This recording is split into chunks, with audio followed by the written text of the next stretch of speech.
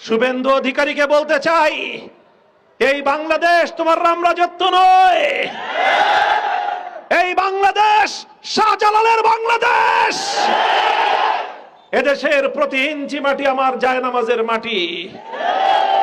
মুখ সামলে কথা বলবে। কলকাতায় আমার মুসলিম ভাই বোনদের নিরাপত্তা প্রতিষ্ঠিত করো।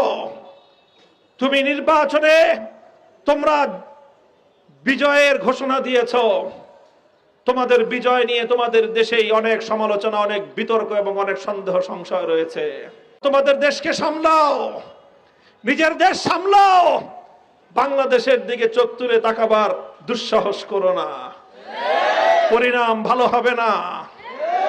বাংলাদেশের মানুষ, বাংলাদেশ তোমাদের করুণার কোনো আর মুখ্যমন্ত্রী বাংলার ক্ষমতার মসনদে দেখতে চায় না। বাংলাদেশে এখন আমরা মনে করি একটি স্বাধীন সার্বভৌম রাষ্ট্রের আত্মমর্যাদা সম্পন্ন একজন প্রধানমন্ত্রী আছেন। আমরা তাকে বলতে চাই, আপনাকে যে প্রত্যাশা নিয়ে বাংলার মানুষ ক্ষমতার মসনদে বসিয়েছে, আপনি দেশের মানুষের সেই প্রত্যাশা পূরণ করুন।